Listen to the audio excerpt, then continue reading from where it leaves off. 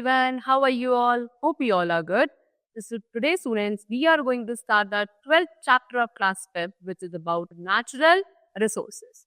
तो हमारे इन्वायरमेंट में हमारे अर्थ पे किस तरीके के नेचुरल रिसोर्सेज अवेलेबल है, क्या इनकी इंपॉर्टेंस है, वो सभी आज हम पढ़ेंगे. So start the chapter.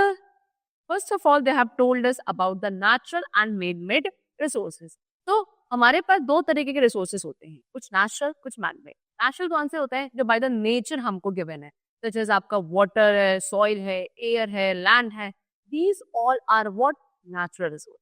और मैन-मेड कौन से होते हैं? जो आर्टिफिशियल होते हैं, बाय द मेड, हम लोगों ने उनको बनाया है खुद से, नेचर नहीं प्रोवाइड किया हमको, उनको हम बोलते हैं मैन-मेड या आर्टिफिशियल रिसोर्स. ठीक है, चलो तो वन बाय वन एक बार हम पढ़ लेते हैं. Resources are things available in the environment that we need and depend on in order to live. तो वो सारी चीजें जो हमारे एनवायरनमेंट में होती हैं या हम लोग बनाते हैं, हम उनके ऊपर डिपेंडेंट होते हैं क्योंकि बहुत सारी चीजों के लिए वो हमारे लिए काफी इंपॉर्टेंस रखती है. उन सभी चीजों को आप रिसोर्सेस बोलते हो. We get food, air and water from nature. Food, air, water ये सभी हमको नेचर ने प्रोवाइड किया है. Besides these we also get many things of daily uses like paper, fuel, timber, metals and so on. अभी air, food and water के अलावा भी बहुत सारी ऐसी चीजें हैं जो हमारी डेली यूज की है, जैसे कि पेपर, फ्यूल, मेटल, टिम्बर. ठीक है, we derive all these things from trees, rocks and minerals present in the earth. और ये सारी चीजें हमें कहाँ से मिलती हैं? हमारे रॉक से, हमारे ट्रीज से, मिनरल से जो हमारे अर्थ पर है. So air, water, soil, sunshine, rocks, minerals, plants, animals, these all are called natural resources. तो ये सारी चीजें जो आपको बाय द नेचर गिवन है, अर्थ पे ऑलरेडी प्रेजेंट है, ये सारे natural resources. Okay, now we come to man made resources. Those products which are the result of activities done by people in the fields of agriculture, housing, transportation and so on. ठीक है, हमने man ने जो activities करी है agriculture में, transportation के लिए, हाउसिंग के लिए, उसके बाद जो हमको चीजें अवेलेबल हुई है, जो हमने बनाई हैं या हमें मिली है इनके थ्रू, वो सभी चीजों को आप मैन मेड रिसोर्सेज बोलते हो. Now we shall study about some renewable and non renewable resources. अब हम लोग जो आगे पढ़ने वाले हैं वो पढ़ेंगे कुछ रिन्यूएबल एंड कुछ नॉन रिन्यूएबल रिसोर्सेज के बारे में. चलो, Number 1, we come to renewable resources. Renewable resources are those that can be returned to nature if they are not overutilized. अगर आप इसका ओवर यूटिलाइजेशन ना करो, ज्यादा यूसेज ना करो, अननेसेसरी, तो हम ऐसे रिसोर्सेज को क्या कर सकते हैं? नेचर को वापस भी कर सकते हैं, यानी कि उनकी एक मेंटेनिटी बैलेंस बना के रख सकता है इन द नेचर. इस तरीके के रिसोर्सेज को रिन्यूएबल रिसोर्सेज कहा जाता है. ठीक है, once renewable resources are consumed at a rate that exceeds natural rate of replacement, their quantity will diminish and eventually run out. ठीक है, अगर ऐसा हो रहा है कि भाई रिप्लेसमेंट, देखो रिन्यूएबल रिसोर्सेज अपने आप नेचर दोबारा से बनाता रहता है, ठीक है ना, यानी कि वो रिप्लेस करे जाते हैं. लेकिन अगर ऐसा हुआ, ऐसी कंडीशन हुई कि रिप्लेसमेंट रेट कम है और यूटिलाइजेशन रेट ज्यादा हो रहा है, यानी कि यूज ज्यादा किया जा रहा है, जबकि इतने रेट पे दोबारा को नए बन नहीं रहे, तो एक ऐसी कंडीशन आएगी जब आपके ये रिन्यूएबल रिसोर्सेज सारे क्या हो जाएंगे, इनकी क्वांटिटी कम होने लगेगी और धीरे धीरे ये एकदम से हमारे नेचर में खत्म हो जाएगा. Renewable natural resources include soil, water, sunlight and wind. आपका सॉइल, वाटर, सनलाइट ये सभी क्या है? आपके रिन्यूएबल रिसोर्सेज हैं. However, some renewable resources can exhaust if you use them faster than they are renewing. ठीक है, अगर हम इनको, वही मैंने आपको बताया कि अगर कुछ ऐसे तो renewable resources ऐसे भी हैं जो बिल्कुल बच्चों खत्म हो जाएंगे अगर हम इनको अननेसेसरी यूज कर रहे हैं, कि इतनी जल्दी रिन्यूएबल नहीं हो रहे हैं, इनका रिन्यूएबल इतनी जल्दी नहीं हो रहा जितनी जल्दी इनको यूज किया जा रहा है ना. नाउ नेक्स्ट में कम टू सॉइल. तो सॉइल हम पहले पढ़ते हैं, जो हमारा एक नेचुरल रिसोर्स है, ये बोलो रिन्यूएबल रिसोर्स है. Soil is the topmost layer of the earth surface. It is made up of finally crushed rock. Earth surface के सबसे ऊपर वाली लेयर जो होती है उसको हम सॉइल कहते हैं. रॉक्स का, पत्थरों का जब बहुत अच्छे से फाइनली क्रश हो जाता है, काफी मिलियन ऑफ ईयर्स लगते हैं सॉइल की फॉर्मेशन के लिए, तब जाके अपनी सॉइल बनती है. Soil makes it possible for plants to live and grow. जितने भी प्लांट्स हैं वो ग्रो या उनका सर्वाइवल सॉइल की ही वजह से पॉसिबल होता है, क्योंकि सॉइल क्या प्रोवाइड करती है, मिनरल्स और न्यूट्रिएंट्स प्रोवाइड करती है for the plant grow. Okay, all living things, as you know, depend indirectly or directly on plants for food. It is also a home for many animals like snakes, rabbits and earthworm.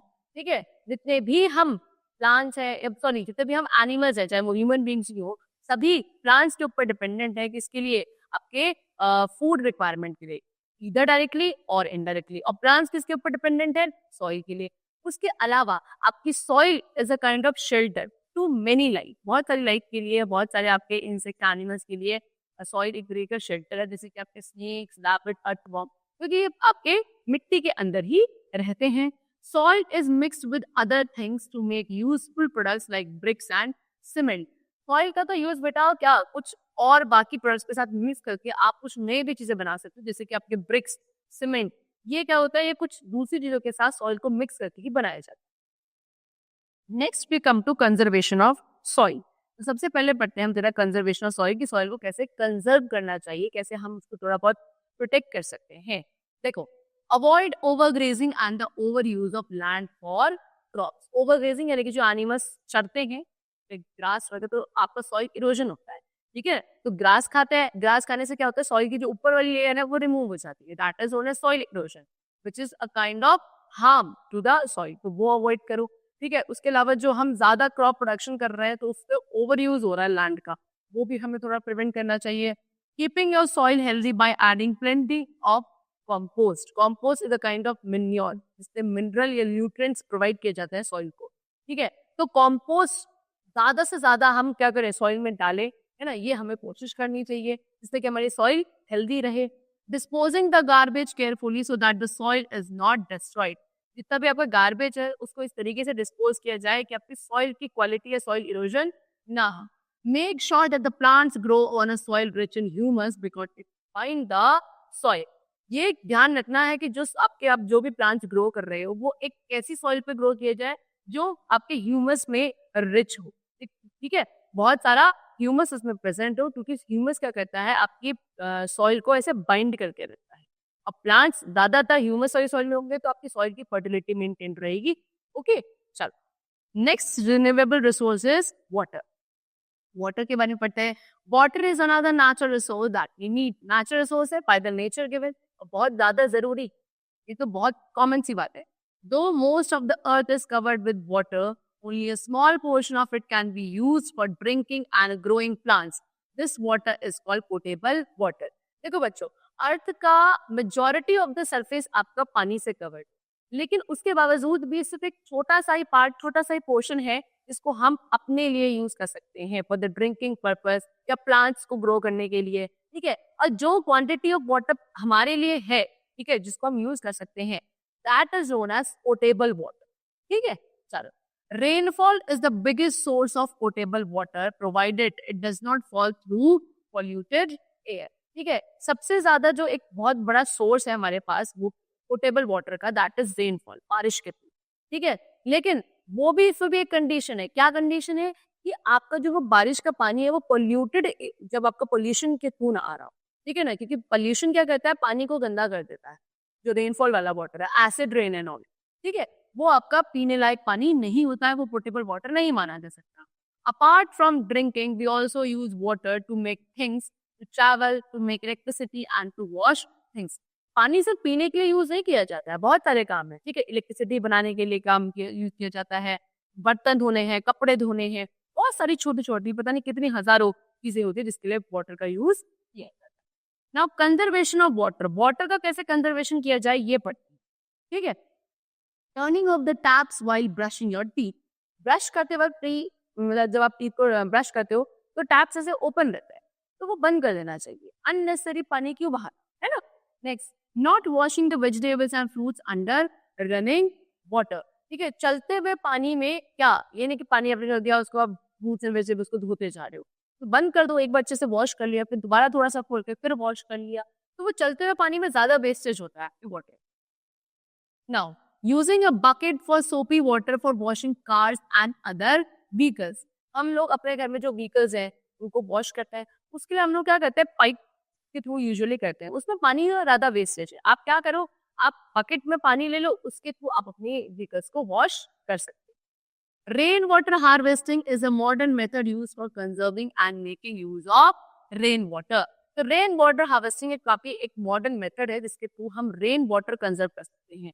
जैसे कि आप अपने terrace पे क्या बना दो, tank वगैरह बना दो, तो जितना भी बारिश का पानी आता है वो क्या हो जाए, आपके इसके अंदर स्टोर हो जाए। फिर उसको आप बाय द फिल्ट्रेशन मेथड, वो भी घर में आजकल लोग इम्प्लांट कर लेते हैं, बाय द फिल्ट्रेशन मेथड वो सारा का सारा पानी आपका रेन वाटर फिल्टर होके प्योरीफाई होके आप उसको यूज कर सकते हैं। तो ये एक मॉडर्न मेथड है for the conservation of rain water. Next we come to air. All living things need air to breathe. जितने भी लिविंग बीइंग्स है सबको एयर बहुत रिक्वायर्ड है। Animals and plants would die without it. Animals और plants के लिए तो भाई बहुत ज्यादा जरूरी है। क्यों? अगर एयर नहीं होगी तो एयर के बिना आपको गैसेस नहीं मिलेंगे जो हमारी ब्रीदिंग पर्पस के लिए बहुत इंपॉर्टेंट है। Air also holds aeroplanes and kites above the ground and it is used to inflate tyres and balloon. आपके टायर को इन्फ्लेट करने के लिए, टायर में भी हवा होती है, बलून्स में भी आपकी हवा भरी जाती है। आपके जो एरोप्लेन्स या आपके हेलीकॉप्टर्स फ्लाई करते हैं, काइट फ्लाई करती है, सभी एयर की वजह से पॉसिबल हो पाता है। Air consist of a mixture of gases.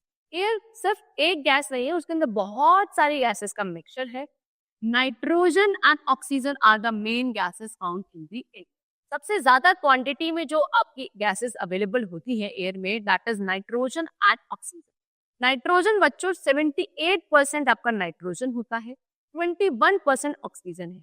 तो कुल मिला के 99% जो एयर है वो that is build up of that consist of these two gases only, which is nitrogen and oxygen.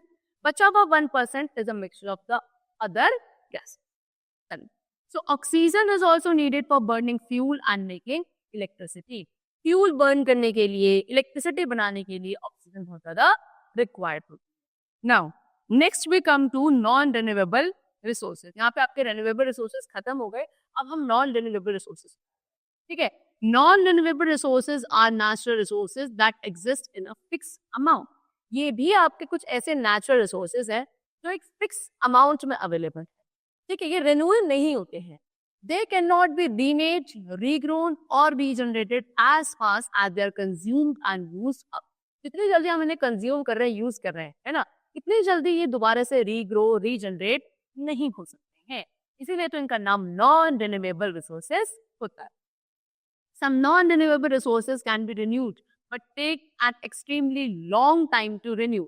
ठीक है, कुछ आपके नॉन रिन्यूएबल रिसोर्सेज होते हैं जो आपके रिन्यू हो सकते हैं, लेकिन उसके लिए भी बेटा बहुत समय लगता है, काफी मिलियन ऑफ ईयर्स लगते हैं इनको रिन्यू होने में।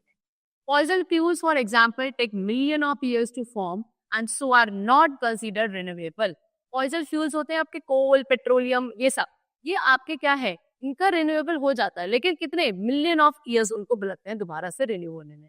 तो इनसे इसको क्या माना जाता है, नॉन रिन्यूएबल ही माना जाता है, क्योंकि काफी देखो आप कितने मिलियन ऑफ ईयर्स लगेंगे, तो कहाँ से इतनी जल्दी रिन्यू हो रहे हैं, है ना। Coal, petroleum and natural gases are all fossil fuels, ठीक है। चलो Now, next we come to conservation of non-renewable resources. अब non-renewable resources कैसे कंजर्व किया जाए? Number 1, saving electricity by switching off electrical appliances when not in use. जब आप कहीं भी कोई इलेक्ट्रिक गैजेट यूज नहीं कर रहे हो, चाहे फैन है, लाइट्स है, टीवी है, तो वहां पे आप उसे स्विच ऑफ कर, so that electricity could be saved. Okay. Next, clean fuels like CNG should be used in vehicles. Vehicles में आपकी जो अच्छी गैसेज है जैसे कि सीएनजी, कॉम्प्रेस नेचुरल गैस, इसे यूज करना चाहिए। Next, avoid wastage of cooking gas by employing proper cooking method. ठीक है, आपकी जो कुकिंग गैस हम घर में यूज करते हैं उसका वेस्टेज हम थोड़ा बहुत अवॉइड कर सकते हैं। कैसे? आपके जो प्रॉपर कुकिंग मेथड, ऐसे मेथड यूज करो जहाँ पे आपकी कुकिंग गैस कम यूज हो। Okay, last, avoiding wastage of minerals. Minerals का वेस्टेज हमको अवॉइड करना है, ठीक है। So that's all for the chapter. The chapter is completed. Hope you all liked it and understood it. Thank you.